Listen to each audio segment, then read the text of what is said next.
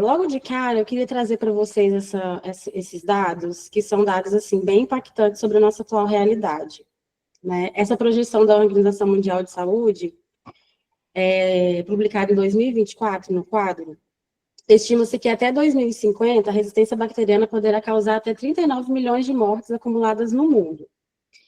E só para a gente ter uma ideia desse impacto, essa atualização reforça esse alerta que já havia sido feito lá em 2016, que era essa frase aqui de cima, quando se previa que, se nada fosse feito, a gente teria 10 milhões de mortes por ano no mundo, superando, inclusive, o câncer. Ou seja, os números mudaram, mas a mensagem continua clara, né? Que a resistência microbiana é uma das maiores ameaças de saúde, da saúde global. Aqui ele até traz, né, que são 3 mortes por minuto. Então, enquanto a gente já começou essa aula, 3 pessoas já morreram por isso no mundo, né? Por resistência bacteriana. Então, são números, assim, bem impactantes, e isso mostra o quanto é importante a gente falar sobre esse assunto. O que a gente vai conversar hoje?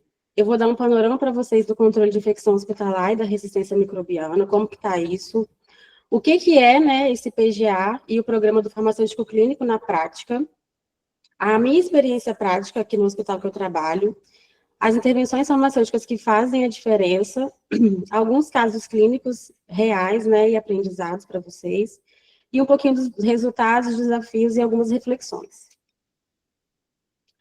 O controle de infecção hospitalar, ele vai ser sempre um desafio permanente, né? Nunca, infelizmente, é difícil a gente mudar esse cenário. Estima-se que até 14% das internações hospitalares resultam em infecções relacionadas à assistência à saúde, que são as IRAs, né? E isso faz com que aumente a mortalidade, tempo de internação e custos, né, para a saúde pública no geral.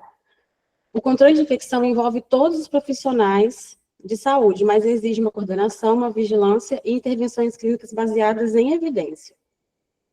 O avanço da resistência antimicrobiana impõe desafios, assim, crescentes aos programas de controle de infecção, né? É um desafio todo dia e ele não para de crescer, como a gente viu lá nos dados. E isso pressiona ainda mais os nossos sistemas de saúde, né?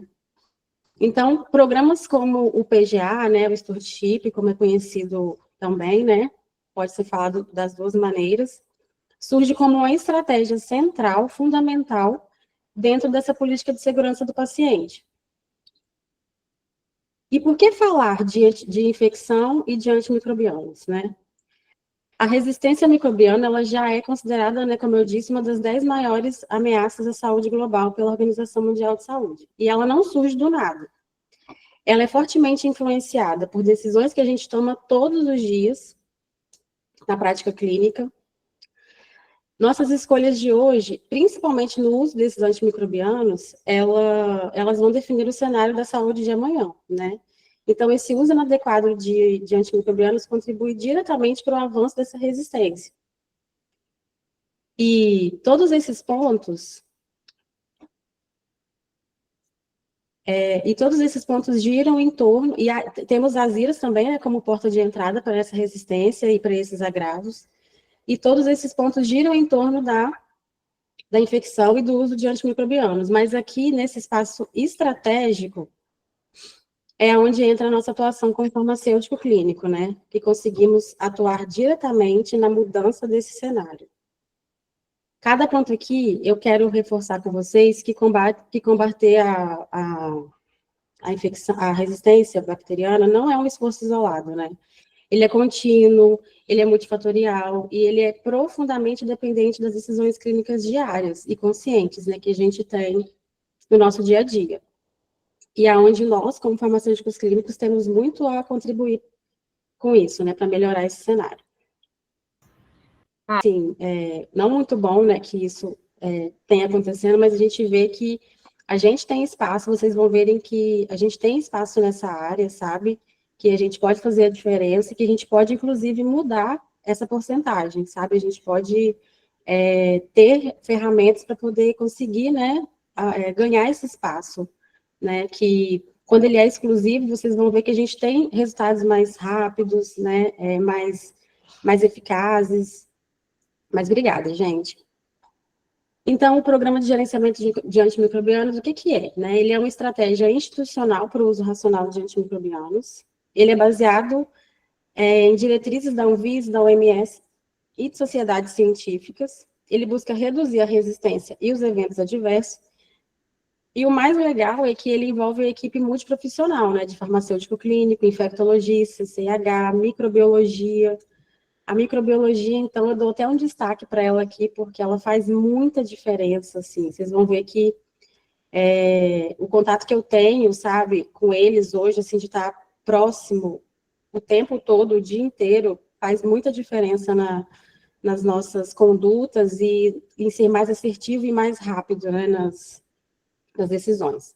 E também a enfermagem, né, não menos importante, que está lá na ponta, né, que é a dona...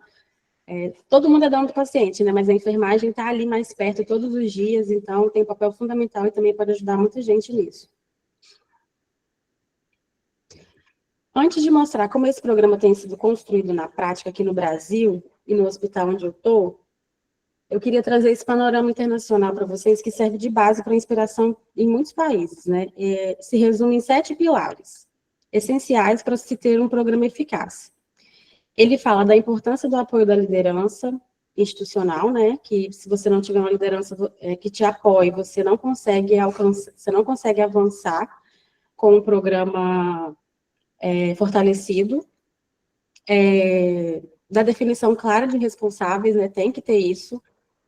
Da presença ativa do farmacêutico clínico, né, a gente aparece aqui bem ativamente, de ações práticas de auditoria, do monitoramento constante, da devolutiva dos dados, né, precisa ter indicadores, e da educação continuada da equipe, que também não pode parar e faz muita diferença, para que a gente consiga cada vez mais alcançar os resultados. E esses princípios, eles guiam muito dos nossos esforços aqui também no Brasil, né? E vocês vão perceber como isso se conecta com o que a gente vive hoje no dia a dia. Passando rapidamente pela evolução normativa dos PGAs no Brasil, né? Como começou e tudo, lá em 2017, foi feito o primeiro documento oficial do Brasil que orientou os profissionais de saúde na elaboração e implementação do Programa de Gerenciamento de Antimicrobianos e Serviços de Saúde. Foi um marco muito importante inicial, né, para essa padronização. Em 2025, desculpa, gente, eu pulando já. Em 2021, a gente teve essa nota técnica, né, que falava da implementação do programa pelos hospitais, e ela dizia, né, que era imprescindível que os hospitais do país implementassem um programa de gerenciamento de antimicrobianos. Então, foi até a partir dessa nota, de dezembro de 2021, que a doutora Carol, que é a infectologista aqui do hospital, conseguiu a minha contratação na época, né, que eu fui a primeira, a farmacêutica a chegar para o time, que ela pegou e mostrou, falou, olha, agora a gente realmente precisa, e foi essa nota que fez com que a gente conseguisse, e ela veio, assim, num momento bem importante. E agora, em 2025, né, a gente teve mais um marco, assim, muito lindo, que essa diretriz, né, para neonatologia e para pediatria, que ela, diferente das notas técnicas anteriores, ela tem um caráter mais técnico e aprofundado. Né? Ela traz critérios bem práticos, voltados à realidade assistencial de unidades pediátricas e neonatais, ou seja, ela aprofunda e especializa o que as notas anteriores iniciaram. E uma coisa que eu achei bem legal, eu estava lendo ela esses dias, e que apesar do foco dela falar em pediatria, muitos dos princípios abordados podem ser aplicados também para o contexto de paciente adulto. E então, assim, quem ainda não leu, né, vale muito a pena dar uma lida, dar uma olhada, porque ela tem muita coisa que a gente pode aproveitar para os hospitais que não tem, por exemplo, assim, né, que o foco não é neoped, mas tem muita coisa legal mesmo, ela está bem completa.